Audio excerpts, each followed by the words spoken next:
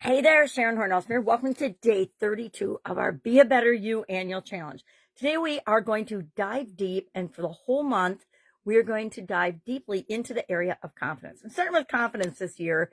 I never started with confidence before. Usually I start with physical, or depending on what month I deep dive into the different areas and aspects of the 9-part life framework that I use. I think this year one of my goals will be to make a better graphic of this to share. But it doesn't matter the quality of the graphic. What matters is the quality of the concept. And the concept of having a 9-part life framework to structure our life around, to set our goals, set our objectives, to help us look at the factors that go into that are most important for us right now.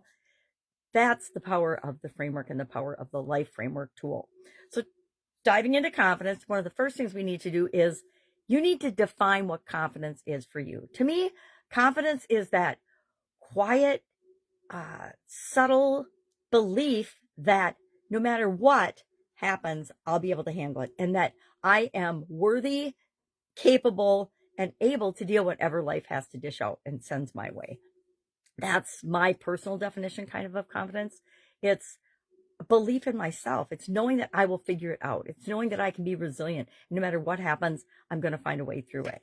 So we'll talk about 5 key elements of confidence, and then you can think about and decide if you want to include those in your definition. To me, I like to keep it really simple. So I wrote down confidence is that quiet gut, unshakable belief that I am capable, worthy, and enough just as I am.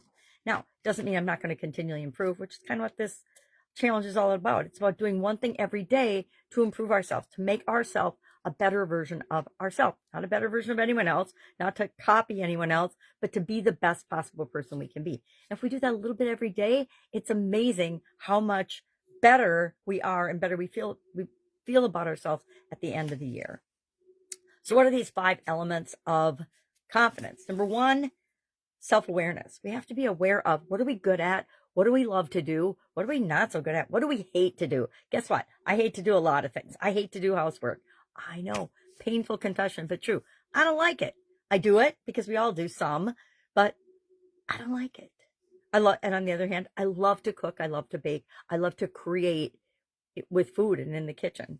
I love artistic, creative things. So we have to be aware of ourselves, who we are, what is our truth, and what do we love about ourselves, and what do we not so much like about ourselves. And instead of focusing on what we don't like or our weaknesses or the things we don't like to do, we're going to focus on our strengths, the things that we're good at. In my opinion, that is what increases our confidence. Number 2, resilience. Knowing that a failure or a mistake or a problem or a challenge or not getting what we want sometimes, it's not a failure. It's just a stepping stone. And if we take the lesson and learn the lesson from that experience, it's just a stairway to what it is that we want. And when things aren't and don't work out the way we wanted them to or we think they should, it's not a no from the world and the universe and God or whoever. It's a not right now. You're not ready for this yet. That's how I like to look at it. Hey, I'm not ready for this yet. That's why I haven't done it. People ask me all the time, and mostly they're people that want to sell me something. Why haven't you monetized or used your YouTube channel? And I explain to them that it's the holding place for my content. It isn't like I'm trying to get 1 million viewers there or 1 million views or a million anything there or to monetize that. I don't do it to monetize it. I do it for my own reasons. And they just can't understand that. And I'm like, guess what? You don't have to understand it. It's my choice to do what I want to with the things that I create and put out into the world. 3rd, authenticity. Well, that was a big, authenticity example. Be who you are. Don't be a copy of anyone else. If we're not behaving in a way that feels right to us on all levels, we're not very confident. You can fake it for a while, but to fake it till you make it is such a lie. Instead of faking it, believe in yourself and your ability to see and acquire the skills and the things and the resources that you need in order to behave confidently. But people can see right through if you're faking it. And 4 is to have courage. Guess what? The only place growth happens is on the edge or outside of our comfort zone. And we'll never go outside of our comfort zone if we don't believe that we can handle what it is that we're moving toward. And we always can, by the way. Nothing shows up in our life or in our ideas or in our mind that we're not capable of doing, being, having, and achieving. We wouldn't think of it or even desire it if it wasn't for us. We just have to figure out how do we become the person that totally is for, that we can identify with and relate to. And the fifth element is preparation. Nothing makes you more confident or gives you better results than being prepared. Have you ever had to do a speech? Think back to high school or something, or grade school, where you had to do show and tell and you didn't bring anything for show and tell, and you weren't prepared, or you had to get up and speak in front of your class or your peers or at a meeting and you hadn't done your homework. You weren't prepared. You went out the night before and partied and are a wee bit hungover, but you made it to work, but you're not prepared for the meeting. And then you're called upon and you're embarrassed, right? Confidence tanker. That has never happened to me, by the way. It's just an example. I've seen many, many people do that. And it can actually be a career killer, depending on the situation, or a business killer, depending on the situation. We want to be prepared. I am one of those people that in high school, when we had to do a paper, a term paper or something, you had to have like 3 sources or something. Well, I'd go to the Hill Reference Library in St. Paul, Minnesota, and I would look up like at least a dozen different sources of information. I was always a digger and a researcher and a preparer. And I think that served me very, very well in my educational years as well as in my corporate career.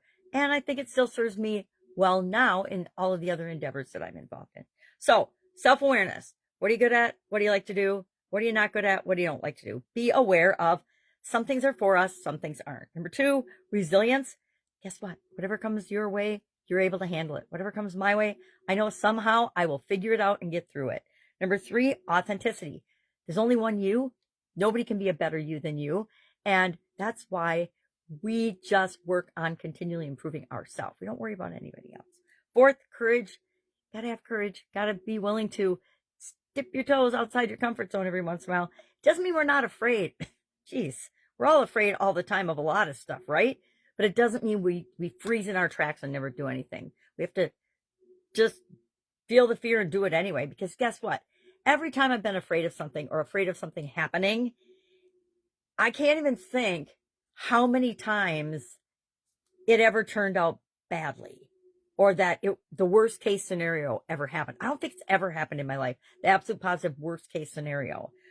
So realize that a lot of the time that we feel fear, it's just, false expectations appearing real. They're not real. And finally, be prepared, be prepared, be prepared. Do your homework. Do what you need to do. Study, research, ask for help, whatever it is. Be prepared. All of these things positively impact our confidence. Another thing I want to do every day this month is share a tool that we can use to help increase our confidence. And so today I picked Mel Robbins' 5-second rule. I don't know if you're familiar with this or not, but it helps me to get going when I feel like procrastinating or I feel a little stuck or I need a little more courage. All you do is you count down 5, 4, 3, 2, 1 in your head or out loud. Sometimes I do it out loud depending on how much impetus I need to push me into acting. And then you act, you move, you do something immediately. 5, 4, 3, 2, 1, move. 5, 4, 3, 2, 1, go. 5, 4, 3, 2, 1, boom. Whatever works for you, use that. She's got a whole book on it. I just heard her say the other day that she has the #1 podcast in, I don't know, whatever category, probably personal development, self-help or something, on, I want to say iTunes. I could be wrong. Anyway, I just saw her talking about it the other day and it reminded me of the 5-second rule. And one of the biggest things that stops us from acting when we know we need to act and we know what to do and we're confident that we can do it is our brain starts chattering and talking us out of doing what we're going to do. That's why if we just do 5, 4, 3, 2, 1 and do it, it's done, or at least started. All right. Any questions about this? Any thoughts, concerns, questions about confidence?